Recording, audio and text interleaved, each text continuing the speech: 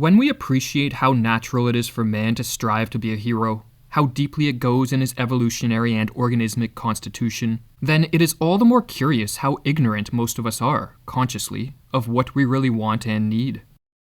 One of the oldest stories on record is the Mesopotamian tale of the king Gilgamesh, who upon witnessing the unexpected death of his closest friend, becomes tormented by the realization that he too must die.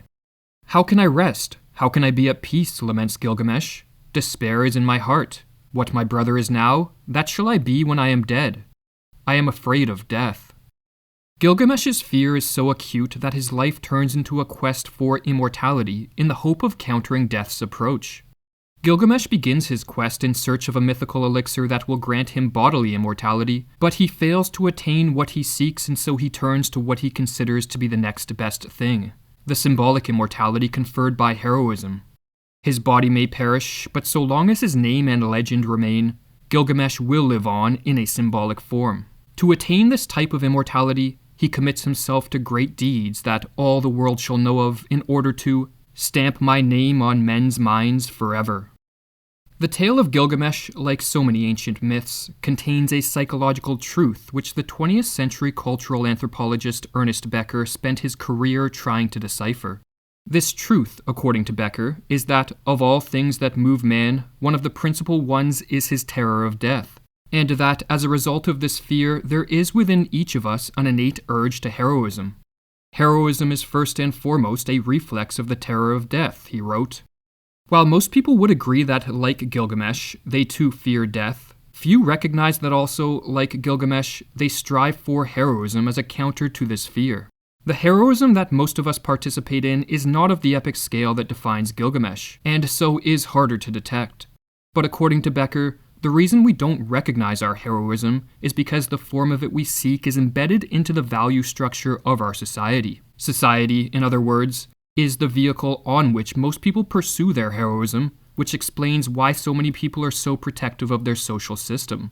Or as Becker explains, "The fact is that this is what society is and always has been, a symbolic action system, a structure of statuses and roles, customs and rules for behavior, designed to serve as a vehicle for earthly heroism.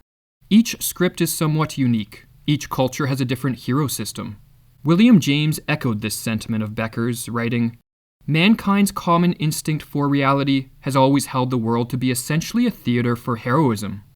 When it comes to the heroic scripts provided by a society, not all are equal. In fact, it can be argued that contemporary societies offer some of the worst heroic scripts the world has ever seen.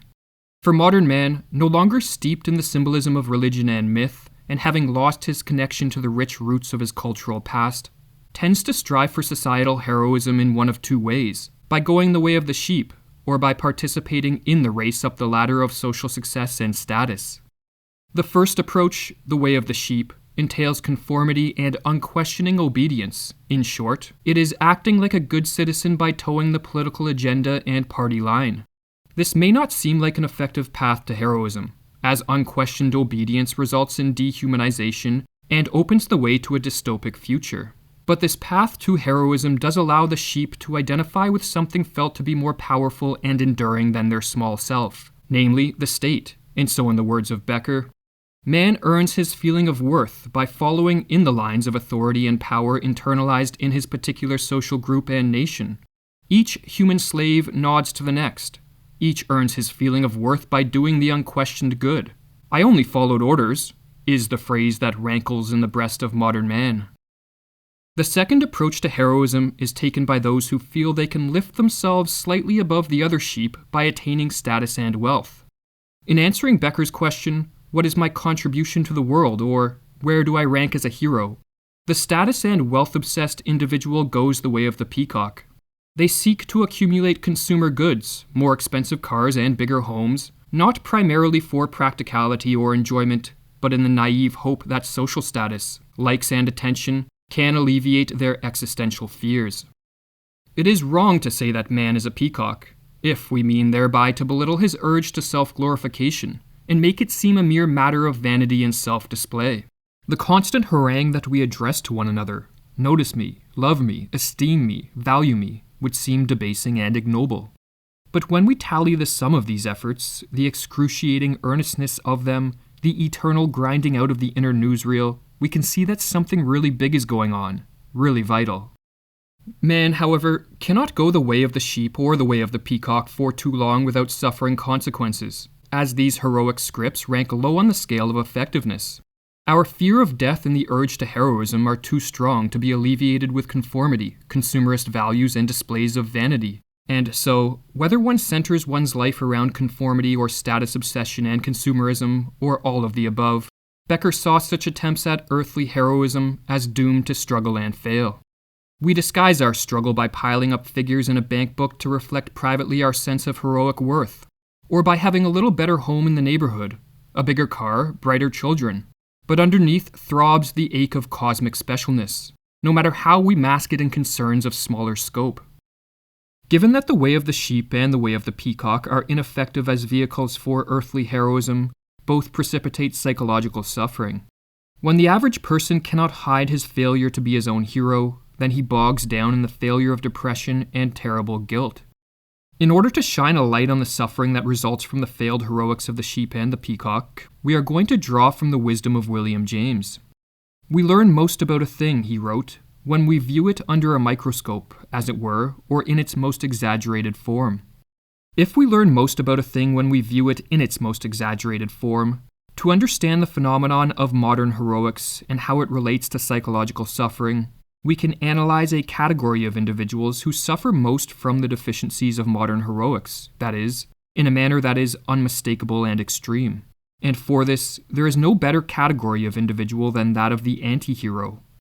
The anti-hero is the individual who has utterly failed in his attempts at social heroism, finding both the path of the sheep and the way of the peacock too difficult or too absurd to follow.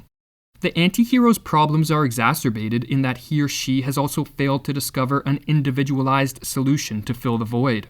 And so, the anti-hero experiences depression, anxiety, self-hate, and an inner division which forces him, like Fyodor Dostoevsky's underground man, to default on his life through moral corruption in a corner.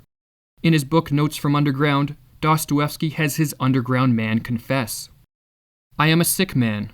I am a wicked man, an unattractive man. I believe my liver is diseased. Not just wicked, no, I never even managed to become anything. Neither wicked nor good, neither a scoundrel nor an honest man, neither a hero nor an insect. And now I am living out my life in my corner, taunting myself with a spiteful and utterly futile consolation that it is after all impossible for an intelligent man seriously to become anything, and only fools become something. Dostoevsky's underground man is the quintessential anti-hero, but he is just one of many who began sprouting up in literature and media with ever more frequency beginning in the late 19th century, the time at which society started to become ever more tied to consumerism and the conformity engendered by bureaucratic paternalism. After unsuccessfully struggling all his life to become rich and well-liked, the main character from Arthur Miller's 1949 Death of a Salesman confides, I realized what a ridiculous lie my whole life has been, echoing some of the passages from the 2019 rendition of The Joker, the latest anti-hero to come on the cultural scene.